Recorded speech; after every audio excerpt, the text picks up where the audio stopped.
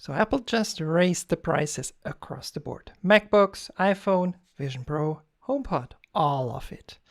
Tim Cook says it's unavoidable, and because component costs have never risen this fast, and they can't shield you from it anymore. But here's the twist. Apple is also on track for a record market share in 2026. More expensive, more popular, somehow both. And on the other side of the world, China just reclaimed the title of fastest supercomputer on the planet. First time since 2017, built with domestic chips, no US hardware required. This is the Tech Hangout. Let's get into it. And with that, I'm going to introduce my awesome panel for today, and I'm going to start with the man with the always cool polo shirts, probably roasting because I think the entire world is right now roasting. Chuck, how are you doing? I'm good, Patrice. I'm good. It's not too bad here today. It's looking like it's going to be a little bit more interesting over the weekend. But for today, we have some cloud cover, which is probably Oh, that's good. shielding us a little bit. But Yeah. other than that, yeah. Yeah, I mean, that's what you want, right? It's like a little bit cloud cover, a little bit of wind, and then it's nice and relaxed. Yeah. Somewhere. At least I'm not in Paris. Well, or in Vienna. It's like a freaking convection oven here.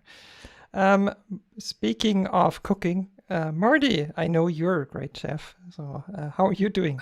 Doing any cooking this week, or you're like, no heat, just stay away from it? You know, I did some cooking last week for a couple of my wife's friends, and I had a little left over, and so I had it at home. I made some ice cream, and I wound up tasting it like a day later. And I was really surprised why I hadn't heard from their friends. Hey, this is great, blah, blah, blah, blah, blah. I really screwed it up. No. The ice cream was just too creamy. You couldn't get it out of your mouth. And I made Italian beef, and I had a bunch of it that night and got really bad indigestion.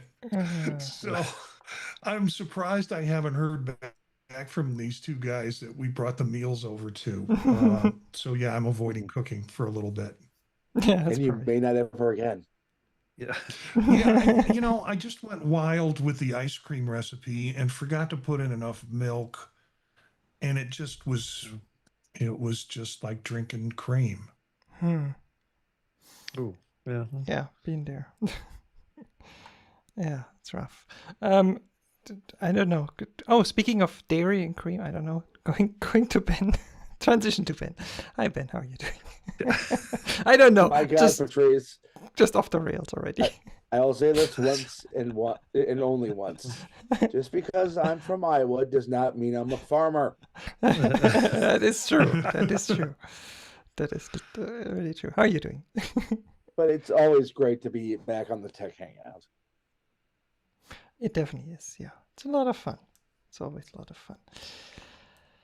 So, yeah, let's jump into our feed for this week. We have a lot of interesting stories. I think we should get the first two Apple stories out of the way, and start with Ben's RAMnarök Part 2 story, because as we just talked about in the opener, Apple raised prices. Yes. Last week we were wondering exactly when they would raise prices and by how much. And Apple obliged us by answering those questions fairly quickly. Basically, everything that is not an iPhone has gone up in price. Some of them quite significantly. Lower end devices like the iPad, iPad Air, and Marty's beloved Neo have gone up about $100.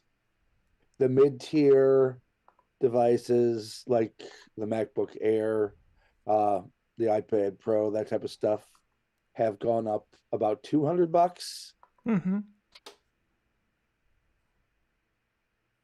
The Mac Studio you already need to sell kidney for.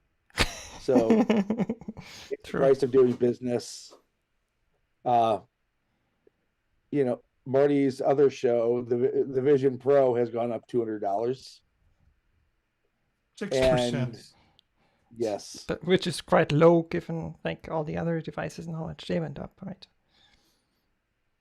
Yeah. yep. And any price headway Apple has made on the Apple TV over the last 10 years was just completely wiped out. Mm-hmm. It's back up to $199 Yeah. and $250. That's the one I couldn't figure out. Um, they made no technical changes in the device.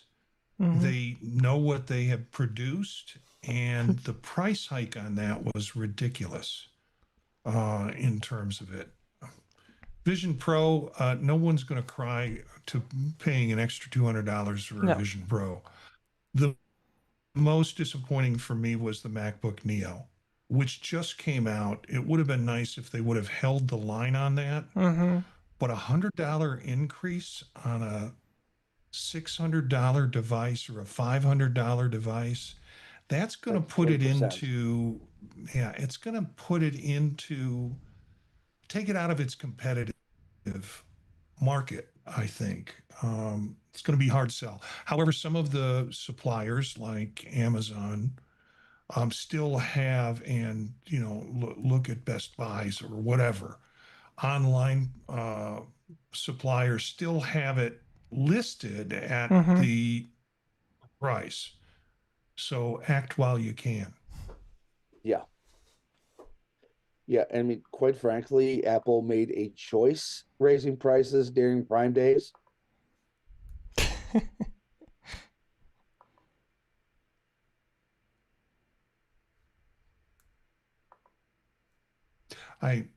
They telegraphed this for quite a while. They started talking about it on the earnings report. And then 2 weeks ago, Tim said, "Oh, we're going to have to raise prices." Mm-hmm. So I am not surprised. And also, but I think the biggest surprise for me was the impact it had on the stock. Now, we'll see what happens in a couple of days, but it was quite a shift in stock. I don't know, what was it, like a $30 drop or something like Something that? like that, yeah. So, Yeah, it seems to be like no matter what Apple announces, like every earnings call, numbers go down, every keynote, numbers go down. Like I don't know what people are expecting. In this case, I'm like, my expectation was about $100 to $200. They did exceed that for some devices, but I think overall, more or less, that's in line. So I don't know what people are expecting and why they're disappointed now. Yeah. And with some of these devices, it's definitely spreading that cost increase out across the line. Yeah. I mean, let's be honest, they're not going to be selling too many of the third generation 4K Apple TVs. No. I would not be surprised if they're not even producing it anymore. But if you do it now, they expect a price when the next generation models come out. Mm-hmm. And everybody got so upset over this. I mean, I was reading all the headlines yesterday, listening to some podcasts this morning, and it kind of amazes me how many of these people do not understand just basic business. That Apple protects its margins. Apple is a company that enjoys an amazing loyalty factor. Mm-hmm. But people say, "Oh, you're an Apple fan." Yeah, I'm an Apple fan, but not to the point of distraction, not to the point of buying products that I don't like, don't use, don't fit me. Mm-hmm. And so, I look at the value of anything I buy, and I go with the winner. And that's the thing. Apple's a winner in that category in so many ways. I don't know a lot of people who have left the Apple ecosystem. They come in, No. they might tap out for a phone, for a year or two, but they seem to always kind of come back. Mm-hmm. And so Now as we record this, the stock is back up a little over 4 points from yesterday's big drop. I'm like Marty, I think it's going to come over time, but why is everybody surprised that Apple raised prices when so many other companies are raising prices? Nobody's batting an eye. They gripe about going to a restaurant and the prices are up. They gripe about going to the pump and the prices are up. Yeah. And I guess it's just the nature of things, but there was not as much griping and a lot of surprise here, which is just beyond my understanding. I mean, part of the reason is what people call the Apple tax. Apple usually does not change prices. I mean, they might change a price if they're introducing a new model. They're like, okay, the next year's model, I don't know, they have either they just increase it, or sometimes, oh, this is now the Super Pro model and that one is a little bit more expensive. Or they drop, like they did, I think, last year, they dropped the lower storage configuration simply, and then yes, the base price is a little bit higher, but you also get more for it. Apple usually is very, very good at hedging any kind of headwinds, like for what they call it, foreign exchange, RAM price fluctuations, all of that. They're very good at it. So I think part of that is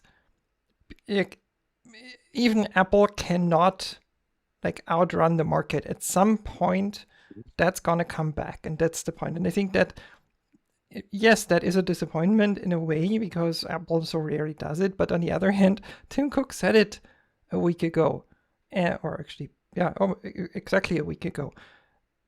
And now it happened. But all of a sudden now it's a big problem. Like, I don't get it. Yeah, So- and do you know?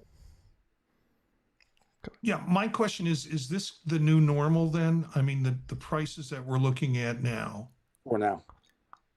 and that's is it, I mean, when the new models roll out, the M5 Studios and things like that, Yes. is this the new normal for the M5s? Yeah. Or is it going to be, we're going to get another $200 addition to it? It's going to depend on what the market is going to bear. First of all, what the market bears, but more importantly, what the component component prices are. Because we're not seeing any slowdown in the RAM prices and demand for RAM. And so there's no reason that I mean, don't forget, it was just a couple years ago that we were all talking about how cheap storage was. Yeah. Buy storage. Oh, yeah. Well, guess what? That's what happens when you get a glut and the prices go down, the demand goes down. So now we have the exact reverse. And everybody's blaming AI, and that may be very much be the case. But whatever it is, it's real.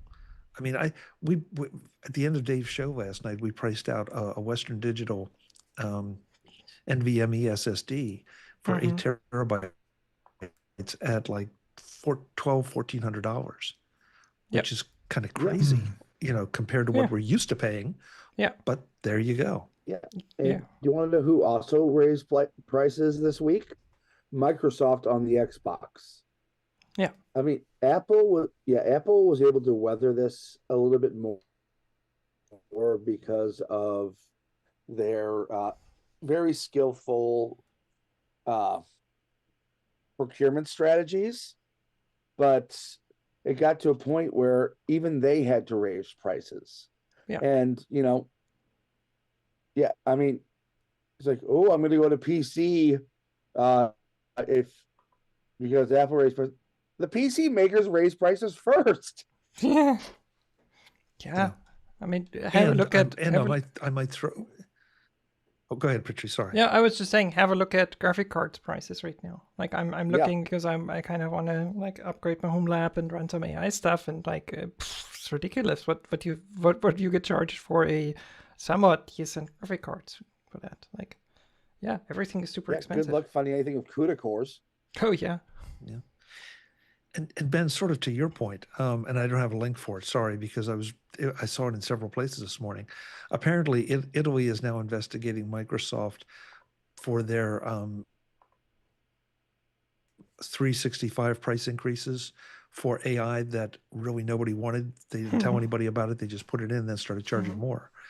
And so, now I'm a notorious anti-Microsoft person, but that's sort of the way that restaurants are doing it. They're not announcing, oh, we have a 25% price increase in our prices today or starting today. They just reprint the menus. People go in and say, oh, okay, and then place the order. Mm-hmm. Yeah. We should probably move on to the next article, which is, I think, Marty, yours. Because on one hand, Apple raised prices. On the other hand, Apple is set to reach like a really massive record market share across like some product categories. Different devices, yeah. I've got the habit now of this show that I better cough up an article that we can talk about. Yeah. And so I started going through news feeds yesterday and saw this one, and I thought, in the midst of all of this Apple tax and how we're paying more for these products, this article comes out from 9 to 5, and it talks about market share projections by category. iPads are up from 35% of that market share in 2025 to 39% in 2026. The iPhone's up 2 percentage points to 25%, and the Mac is up 3 points to 12%. Notably, given the overall PC market's declining to 11%. So I needed a little, good news. Mm-hmm. And then, but in the article they say, yeah, we're publishing this the same day that Apple raised all their prices. So they acknowledge that we're not being blind to the fact that this happens. But this was done by Counterpoint Research and reported by 9 to 5 Mac. And there's some predictions in it. iPhone shipments are expected to remain flat in 2026, while most competing OEMs will see double-digit declines. So that's pretty interesting, and there's just some good points in the article to take a look at. iPhone 18 Pro series is expected to outperform the iPhone 17 Pro. And the iPhone 17 is likely to continue strong sales in the absence of iPhone 18 during 2026. So all of these are good. So just a nice, shiny, happy article. Yeah. I mean, I like that. I'm gonna be honest. I don't want Apple to be like a monopoly. I think some competition, even for Apple, is a good thing. I also like to have different options and different views on things and different ideas and all of that in the market. Like, it's not a one size fits all solution, but Apple has really good solutions and really good options that people really want, and I think this reflects it, right? A lot of schools are switching from Chromebooks to MacBook Neos, and we haven't heard anything where the Apple actually raised the prices for education. It might be that they kept them more or less the same. We'll see. Right. So, yeah, I think it's a good thing. Yeah, it's absolutely a good thing. And Patrice, sort of to what you did in the open too, is more expensive. Is this a case of more expensive but worth it? Mm-hmm. I mean, I think so. I mean, there's nothing. These price increases are not going to send me to running over to buy a PC or anything else. It might delay some purchases, no question about that. Yes. And and I guess there are other people that maybe don't really understand the difference, and I think that's the problem here. Is you've got to understand the difference between the two platforms from a security standpoint, from an ease of use standpoint, from the stability standpoint. Yeah. And yet people still go out and buy PCs. I just checked the education store, particularly with the Neos, and the Neos are up $100. Okay, so they in the education store. Mm-hmm. So hopefully, folks who were interested in education went ahead and placed their orders, which they probably did. at this Yeah. point, schools and such. Yeah, I would guess Yep. so. I mean, it's been a while. Yeah. The other So- thing here is that Apple, through continuity, offers something that nobody else does. You can start something on your Mac, go to your if you need something done that's better on your iPad, you can then switch over to the iPad Mhm. or the iPhone. You don't get that with any other platform. And if you get one, it makes it a lot it makes a lot more sense to get the other platforms. Mm. Yeah. Speaking of platforms, let's move on to Chuck's story, because that's also interesting. That's Instagram. No, that's interesting because Instagram has a new feature that you want to talk about. Yeah, they're saying that you're going to you can add captions to individual slides. Mm-hmm. And so I looked at this, and my first thought was why? And then I thought, okay, is this in response to some of the TikTok stuff that Mm-hmm. I fully confess I am not familiar with, because every time I encounter TikTok, it just looks like it looks fluffy. It doesn't look like it's just it's almost like doom scrolling on steroids. Well, And that's so probably is very- Instagram. So Well, honestly, the yeah, difference yeah.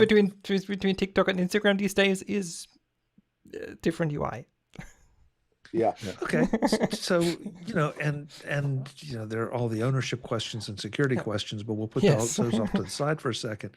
Yes. But I wanted to kind of ask you all. I mean, is this a big deal, or is this just a little more feature creep that they're trying to compete with TikTok? And because I don't see this as particularly innovative, but I'm kind of here to ask the question more than advocate for it. It's just, okay, here's one more capability, which Yeah. is almost never a bad thing. But should I care? I mean, Go ahead. honestly, it kind of adds more feature parity with Facebook. Yeah. Oh, okay. I think Chuck, I think Chuck, you nailed it. It's feature creep to be more in line with the other platforms. That's literally all it is. I mean, not that I'm the biggest authority on this, because I try to stay away from Instagram mostly, but these days at least. But I don't see it as being super important. Like, I mean, sure, some people will use it, might be helpful, yeah, but it's not something, oh wow, this is new and crazy and all of that. Yeah, I got an Instagram account like in 2000. I don't know whenever they first came about, and because that's what people were doing. And I have a 5K, a picture of the 5K that I ran in, so you can tell it was before the beginning of time Yesterday. that I had an Instagram account. And I go to it, and that pretty much is my only contribution to my Instagram account was that picture I took back years and years ago. This is not my jam. This is not where I'm going to spend my time. I do agree the idea that if I'm a user and I'm really into it, I think it's cool that I can start putting my captions in it. And Sure. it brings it up with other things. I mean, I use Opus Clip for shorts for video casts that we use, and there's all sorts of customization that you can even set up so AI slop will do it for you. But that's what people want. They want to have both the it's like they want their book read to them with the words coming across the bottom. It's No, really I mean, interesting. No, but I mean, captions in general are an important feature, right? Because it gives makes things more accessible for anybody. So I totally get that. And a lot of videos like have captions simply baked in. So like it's getting them on par, but it's not something where everybody says, wow, this is now so much better and cooler and whatever. No, it's just okay, can do that. So Yeah, but Ben, thank you, because I didn't even think about I don't think about Facebook other than just a distribution point. Um, I just I just don't spend any time there, and so maybe that makes sense. What I do think is really interesting about Instagram, though, is that when Twitter/X started having all the problems, people were jumping off and canceling their accounts.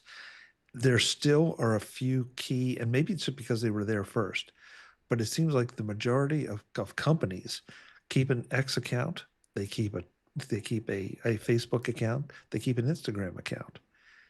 After those three, it falls off. Hmm. That those are the places. Not now, some people left X, that's Mm-hmm. fine. Some people include, other places, but those seem to be the big three that the majority of companies that want to have a social presence, and possibly LinkedIn. LinkedIn has gotten a lot more. So, but LinkedIn's a different animal. Oh, So I think it's really interesting, and maybe Instagram is smart in trying to keep up with the Joneses and keep going because they have that position in a lot of people's minds. Yeah. Speaking of keeping up with the Joneses, China is keeping up in the supercomputer race, at least when it comes to compute. There's a new supercomputer named Lineshine that just won the top spot on the official, the one that everybody looks at, the top 500 list. That's a separate organization. So El Capitan, which was a supercomputer from the US, has been basically dethroned, at least for the time being, by a Chinese computer or Chinese supercomputer. The interesting thing is, it is not. There's no US chip design, or well, at least not officially, in there. It's all Chinese designed. So I think China wants to tell the world, hey, all your export controls and all of that, it's not really doing anything. We can also innovate on our own or build our own stuff. Maybe last thing to note here is it's not the top computer when it comes to AI workloads. I think it's just in the top 4 or something. So if you look at AI computers, and that's what most people look at right now, there's better still, but those supercomputers have a lot of value because you can calculate a lot of complex and interesting models like weather modeling and so on, that on those computers. So yeah, China having this top spot definitely shows they can do it. Ben, any thoughts on that? I mean, this is kind of how China does things. Sure. Yeah, they have been known for reverse engineering a lot of stuff. However, once they get that figured out, Mm-hmm. they have been quickly iterating and moving forward from their own knowledge. Yes. I mean, we're at the point where we haven't already gotten there, we're quickly getting to the point where China may not need any kind of Western assistance Mm-hmm. to be, well, I mean, they definitely don't need it when it comes to fabs, where China doesn't have any kind of Western assistance needed. Yeah. Yeah, I mean, there's still restrictions they work around, right? But as I always say, any kind of restriction like that also has the flip side of motivating the people that are affected by it to figure out ways around it or to innovate simply because they're like, okay, we can't get the latest 3nm process from the US because that's restricted, but okay, well, let's just figure it out ourselves. I mean, we know it's possible, so let's see. Yes, that's not so easy, not saying this is, oh yeah, they're just doing it, but it motivates people to find ways and find sometimes very creative ways. I mean, as we saw with DeepSeek a year ago or something, they find sometimes surprising creative ideas. By the way, I also saw the previous, El Capitan, the previous record holder at the Lawrence Livermore National Laboratory, is actually used by the US government to develop and maintain its nuclear weapon stockpiles. So, I mean, Yes. that shows you what supercomputers can do, right? And that also in the hands of China now. My brain is now picturing a Bondi Blue Power Mac G3 handling all our nuclear weapons. Okay. I hope not. Yeah, this is one. I mean, China clearly has put a lot of pressure behind their people to Yes. get into this race and be and of course it's state sanctioned, and that gives it some decided advantages. But I'm not sure also there aren't some disadvantages there. So I look at this as this is one of those things. Okay, it's everybody wants to be number one, and that's Yes. great. And it's going to go back and forth, I'm sure. We don't know what else is being developed where in the world, but I always, when you see these things come up, and especially when it's China, it feels a little bit like clickbait. Oh, Not it that you is. shouldn't pay attention to it, but it's still clickbait. Yeah. No, I mean, China definitely wants to be recognized on the world stage. And I think here in the article, there's even a quote from the Edison Snell from Intersect 360 research, who said he's not surprised it's the number one system. What I'm surprised by is that they submitted it and want recognition for it. And the reason for it is they pulled out of that ranking in 2023.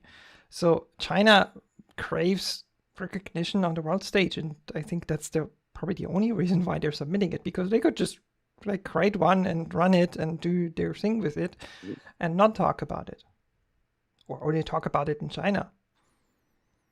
And Patrice, I think you bring up a good point, because let's face it, China has a bit of an image problem when it comes to what's the right word? Appropriating. There we go. Yes. Appropriating technology. Yes. And so, well, okay, tomato. So liberating. I'm with you. Liberating. Yes. Yeah, there we go.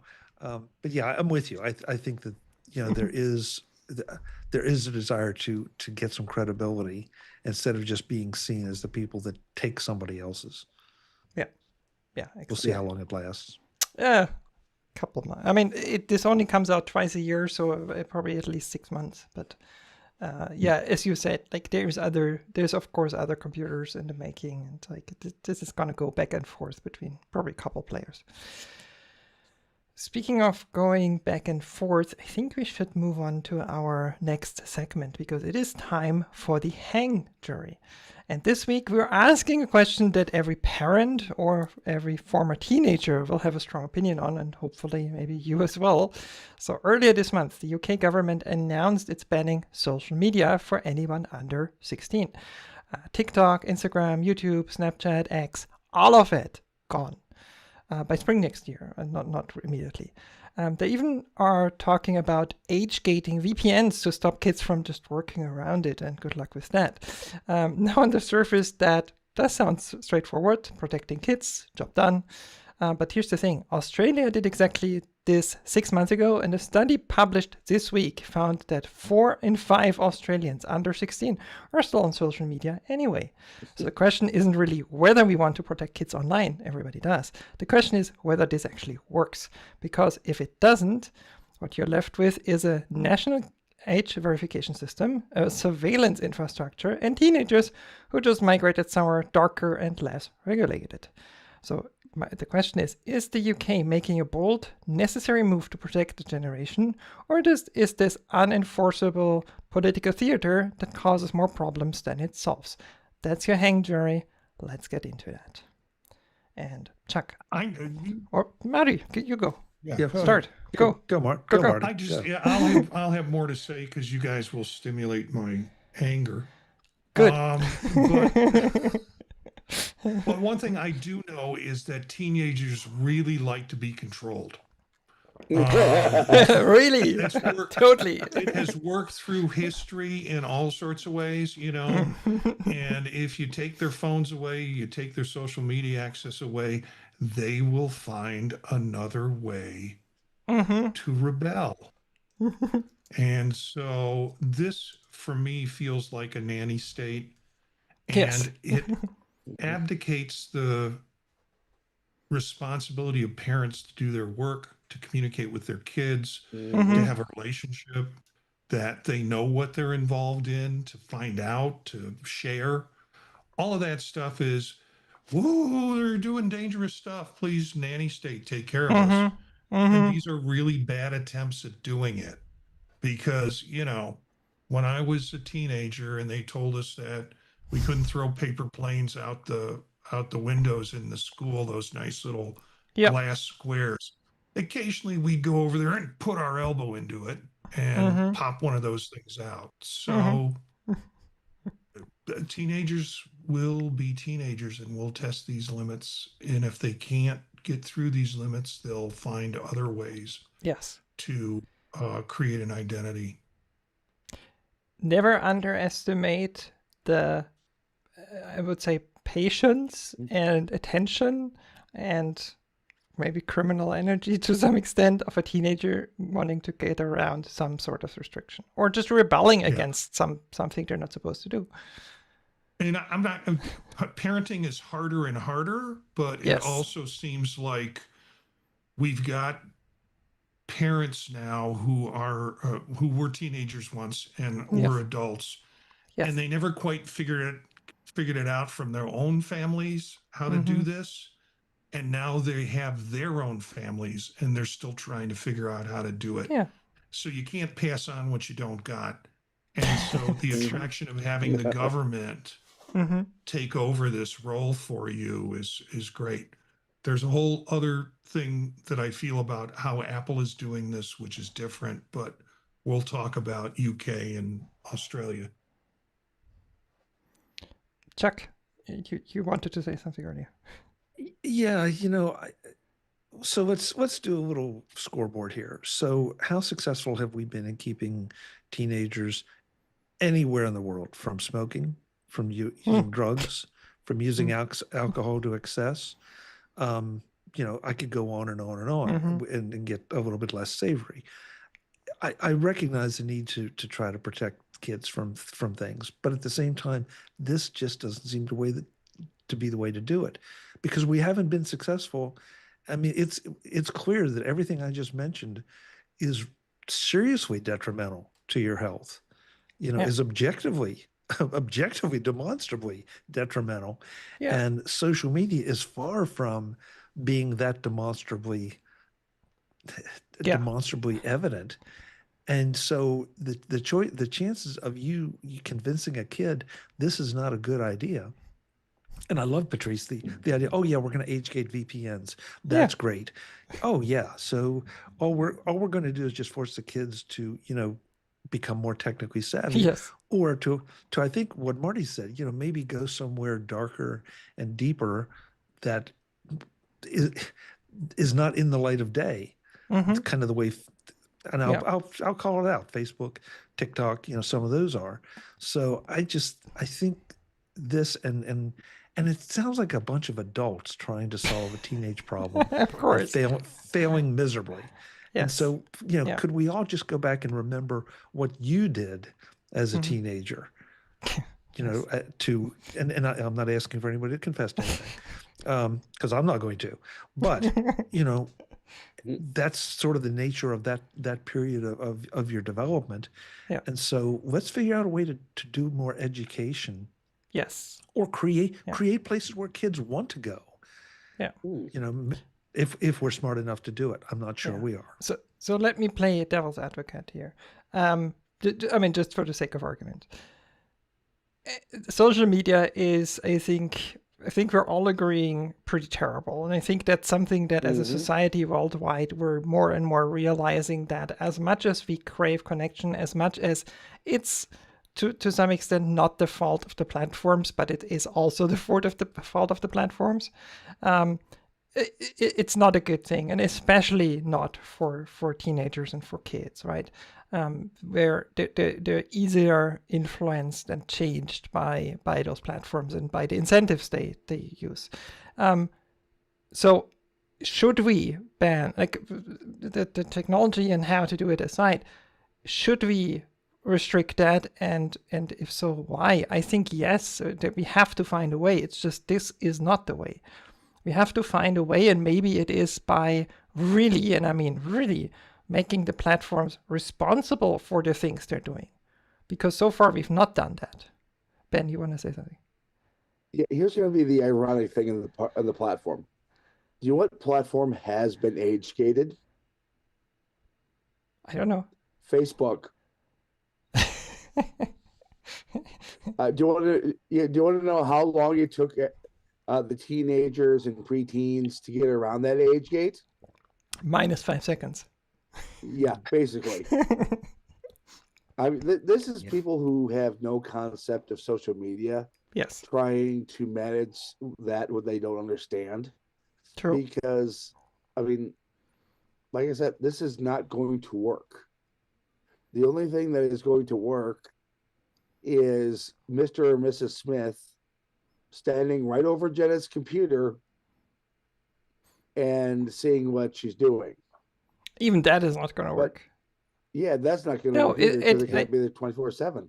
No, I mean, we know that. Like, I mean, just think back, like when you were a kid and the stuff, or a teenager and the stuff you did on the computer, and like your parents cannot be with you 24/7. I think Chuck, you said it. The right approach is probably education, right?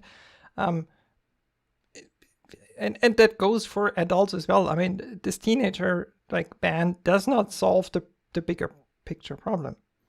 Because the problem is for the entire society, not just for teenagers. It's just, okay, teenagers are maybe the thing we should protect the most. It's a problem for everybody. Just like take public transport or just go anywhere, go out the door and have a look, like how many people in any situation are on social media. It's a lot. Patrice, so, you said something that ordinarily I would agree with this, but I'm not sure that it's enforceable, and that is to make the It's true. platforms responsible. Yeah. I mean, okay, so the tobacco industry, was forced to put warnings on the cigarettes, and it was more the social pressure that has reduced smoking, but certainly not killed it, and Nope. it still bumps up at times. Yeah. And sort of the same thing with some alcohol in some areas, that there are warnings on it. And does it really affect anything? I think we've all kind of become numb to this. It's like it's a great thing to say, oh, we're going to do this and we're going to protect them, and this is from legislatures right on down. But at the end of the day, it's all window dressing, and it's not effective. Exactly. I mean, that's actually a good example. Like the banning teenagers from social media is like putting those warning labels on cigarettes.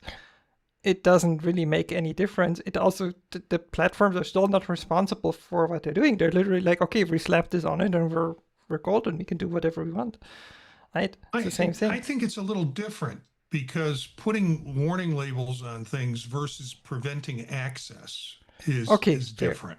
Yes, fair. I had those warning labels for years on my pack of Salems, and all it did was nothing. I kept smoking. Yeah. But if somebody said, we're not selling you cigarettes anymore. Which is usually what happens. Yeah. At least in Europe, it is restricted. Like under 16, you cannot buy cigarettes. Does it stop 14-year-olds from smoking? No, it doesn't. No, it just makes it a little bit harder. No, I think the responsibility would be like if the tobacco industry, let's just stick with that, had to pay for all the medical bills of everybody who got sick or died. I mean, how quickly would they be out of business? Pretty quickly, because then your whole business model doesn't work anymore. Yeah, to Chuck's point, I can't see a platform, unless they are going to view everything that goes through it and make a judgment as to whether or not this is appropriate or age appropriate, being able to do that kind of management of content. Or then you get into an age verification system, which, is a little bit too much draconian for me. Yeah. And probably easy ways to get around that. Yes. Also ineffective. Yes. Yeah, I think we're not gonna solve that problem today, but I think it's something that we have as a society have to figure out how to do, and I think this is not it. I mean, this is personal opinion. This is political theater, nothing else. Yeah. Yeah. Yeah. I just thought of another thing though, and this might point the way a little bit, but when skateboarding became really hot, Mm-hmm. and there were signs up everywhere, no skateboarding, no skateboarding. True. Some folks popped in and said, hey, let's create a space for the kids to do this that is, that is built for it. Mm-hmm. And so you saw the skate parks pop up, and guess what? They got used. Now, of course, as adults, we all had to come in and say, okay, now you got to wear helmets, and you got to wear this, and you got to wear that. All right, fine. But, at least we gave them some kind of alternative that was a little bit more protecting them.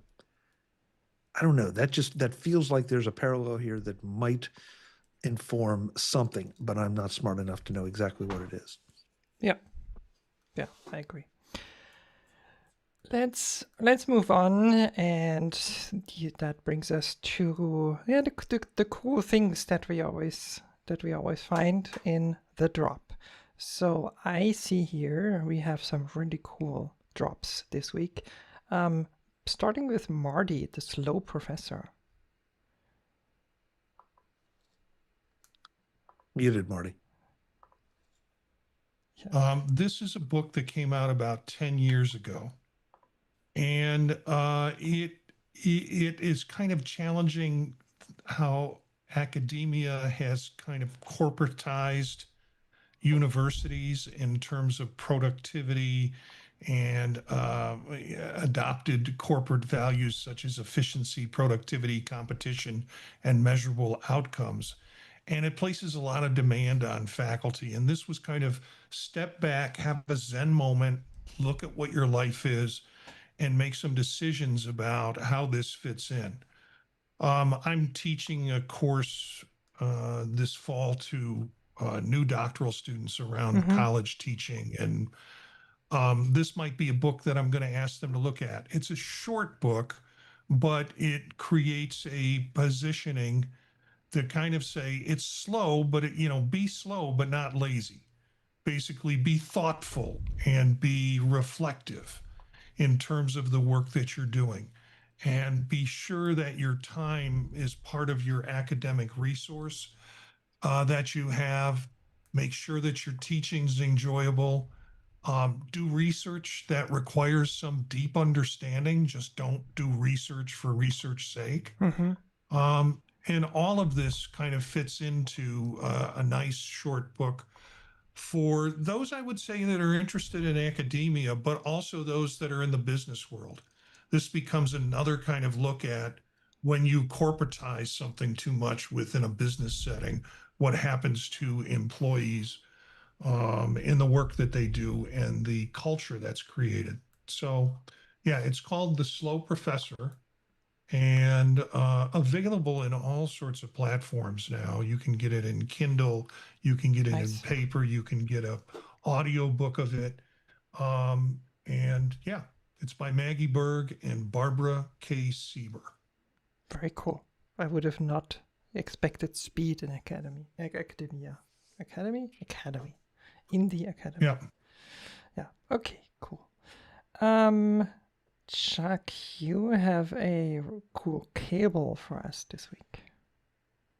Yeah, we talked last night on Dave's show about the FireWire versus USB, and excuse me, FireWire. Where am I? I'm 100 years back. FireWire with Thunderbolt. Sorry. FireWire with his USB. Okay. Yeah, paying for Thunderbolt when do you really need it?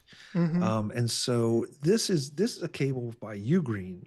It's 240 watt USB-C to USB-C, 80 gigabits per second transfer speed. It's USB 4 though. It is not Thunderbolt, or at least not branded that way. Put it that way. So, and this particular one is on Amazon Prime right now for about $18, which is pretty darn good for a cable of with those specs. So, and I've ordered several. I already had one of these, and that discussion caused me to go and look at it. It's like, oh yeah, that's a pretty good price. I'm going to get more. I am going to label these very clearly so that I know that they're USB 4, but with what capacities they have, capabilities they have. But yeah, it's it's a fair question that if you have something that, especially if you're looking at Thunderbolt 5 Yeah. and some of the capabilities it has, great. But for right now, I guarantee you there are a lot of things around that don't necessarily need that, but that would benefit from what this particular cable offers. So there you go. Enjoy. Yeah. And then when you Go get forth it, and purchase. go for the purchase. That's good. And when you get it, label it, because that's the big problem with all the USB-C devices. It's very hard to know which is which and what cable can do what and all of that. Yeah. Ben, you are literally wearing your drop for this week. Oh, yes, I did. I lied. There is one other section of Apple products that did not get a price increase. In fact, right now, they have some pretty hefty discounts. Mm-hmm. And those are the Beats and AirPods lines. I'm currently wearing the Solo 4 headphones. You get these right now, you can get these half price at $99. The Studio Pros are on sale for $149. The AirPods Max 2 have a pretty big discount. Same with all the in-ears. So if you need to buy a Mac, it is a terrible time. If you need to buy some Apple-owned headphones, it is an amazing time. Let me guess, less RAM in them, that's why.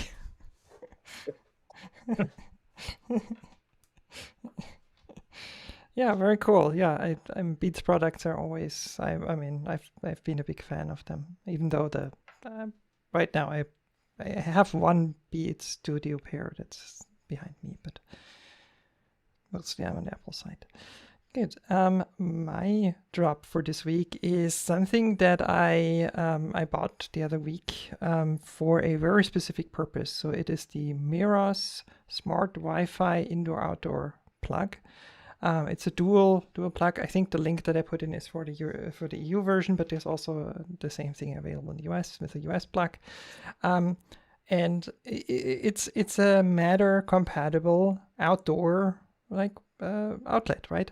So you plug it into an existing outlet, and you have two, and they're measuring the amount of power they're using, and they're individually controllable over Matter. So whether that's Google or Apple Home or whatever you're using, or the Miros app directly, they use Wi-Fi.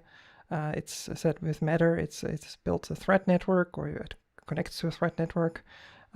So what I'm using it for is I have for my balcony, I have like a little garden out there with some vegetables and whatever, and I connected a pump to that, and using Home Assistant, I automated that so that at certain times it simply turns that outlet on. The pump starts, sprays everything and gives water to the plants, and then shuts it off after I think 30 seconds or something. It's not that long because it is quite powerful. But yeah, it's really good, and Miros has just good products. Usually I've used them over the years on and off. So yeah, it's a good little device if you need something like that. The cable's not terribly long, but it's long enough for what I needed. And yeah, with that, we are at the end of the show. I saw that Dave joined us, but only half joined us during the stream. I guess he's listening in. Oh, I'm here. Yeah, so listening to us live on air, basically. I was listening. Yeah. Sorry I couldn't make it. Yeah, no worries.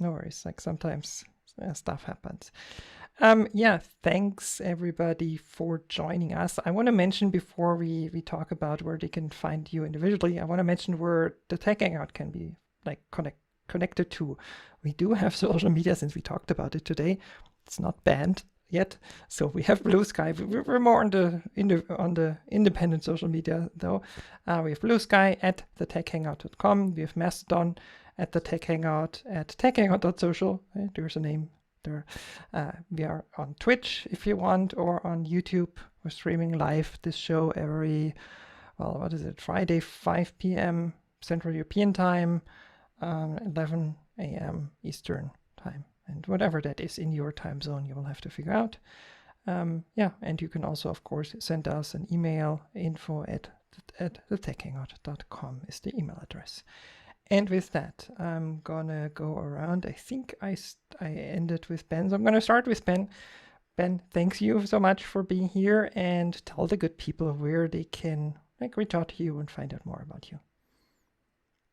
Well, you can find me on social media at Ben Rathig. You can find me, my writings and ravings at rathigtech.com.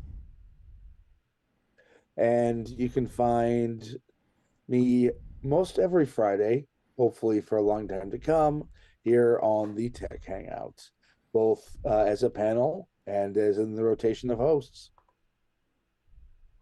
That's true. Marty, how about you? You have a lot of interesting content that you produce every week. Yeah, and I'm trying to get some content out coming up with MacStock in the next week. I'm trying to get some fresh shows out for folks. So I'm going to keep it simple. If you want to know what projects I'm doing, what podcasts I'm doing, probably the big one is Vision Profiles. But then there are other ones like the Neo Notebook, and then other kind of fun podcasts. Shall we call them artesian? Podcasts in different kinds of topics. Look at thepodtalk.net. Thepodtalk.net is the website. You can gratefully part of Chuck's Mac Voices show on Tuesday evenings, and Dave's In Touch with iOS on Thursday evenings. And just this is a wonderful start of the weekend to come to the Tech Hangout and be part of it. So you'll find me here at Gencius, Jencius is my socials. Very cool. Thank you, Marty. And Mr. Redshirt, but you're not going to get killed. You're going to be in charge. Chuck, thanks for being here. And where can people find out more about you? Thanks, Patrice. It's a relief to know I'm not going to get killed today. You wore the shirt. Yeah, that's true. Yeah. Find everything I do at macvoices.com. That's where I just finished the last of the NAB interviews. Oh. We are deep on the road to MacStock because the time is getting short. Yep. And of course, the other content that we produce there as well. So check it all out at macvoices.com. The live show is Tuesday nights, 8 p.m. Eastern at youtube.com/MacVoicesTV. And on most of the socials, you can find me as at Chuck Joyner. Thanks, Patrice. Very cool. Thank you, Chuck. You can find me every week here on the show. You can find out more about me, all the social media links, podcasts, projects, the page with all the cool things. I always post them on my website as well. There's a whole list since 2019, and all of that is on thepatrice.com. That will redirect you to my domain because nobody can spell my last name. And with Jeff, who's not here today, I'm on Retro Rewatch. I always like to show the mug on the stream. So if you're watching, hey, there it is. That's a really cool mug. Retro Rewatch, we rewatch retro TV shows. We're closing in on the end of season 4 of Stargate SG-1 because that's the main thing we're watching right now. But there is some really, really cool things coming up for the 99th and the 100th episode. Some special guests that we had first on Retro Rewatch. So you can look forward to that. We're not that far away. A couple of weeks we're closing in on episode 100. Yeah, and with that, thank you so much for listening to this very interesting Tech Hangout, and let's get out of here. Bye-bye. Yes.